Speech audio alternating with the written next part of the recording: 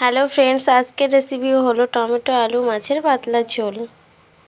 এর জন্য আমি কড়াইতে পরিমাণ মতো তেল দিলাম।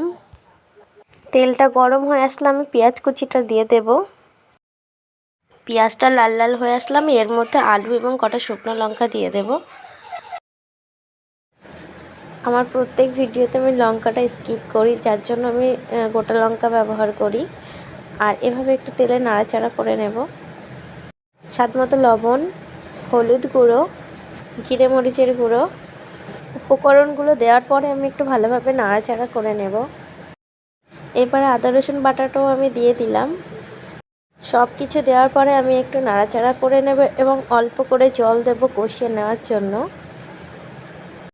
যদি তোমরা এটা সিদ্ধ আলুর করতে চাও তাহলে এখানে বারবার জল দেওয়ার প্রয়োজন হবে না, 1 থেকে 2 বার দিলেই রান্না কমপ্লিট হয়ে যাবে, কারণ বেশি বার দিলে আলুটা বেশি গলে যাবে।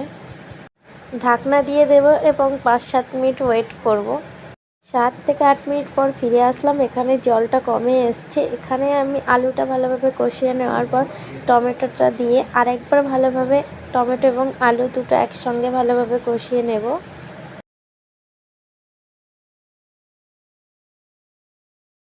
টমেটো এবং আলু ভালোভাবে কষিয়ে নেওয়ার পরে আমি অল্প করে জল দেব, যাতে টমেটো এবং আলুটা সিদ্ধ হয়ে যায়। এবার একটু নাড়াচাড়া করে নেওয়ার পরে আমি ঢাকনা দিয়ে দেব 10 থেকে 15 মিনিটের জন্য।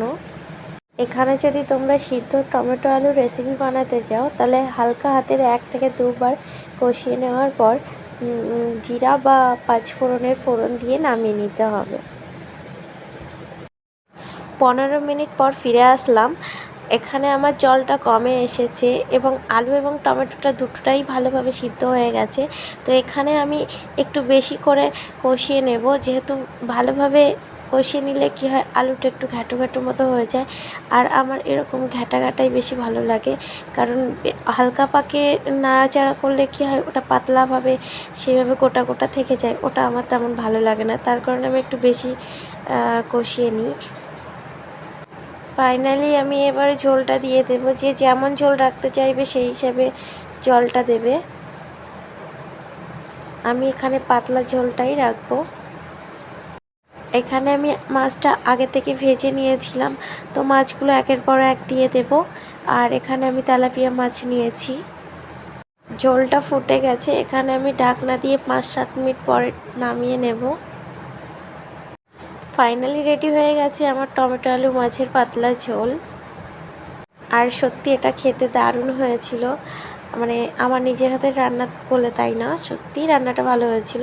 তোমরাও বাড়িতে ট্রাই করো, আর কেমন হয়েছে আমাকে কমেন্টে জানিও। আমি একটু পরিবেশন করে দেখিয়ে দিচ্ছি কেমন হয়েছে। আর আমার ভিডিওটি যদি তোমাদের একটু হলেও ভালো লেগে থাকে, please like, comment, share and subscribe me. আর প্লিজ আমাকে একটু সাপোর্ট করো। Thank you for watching.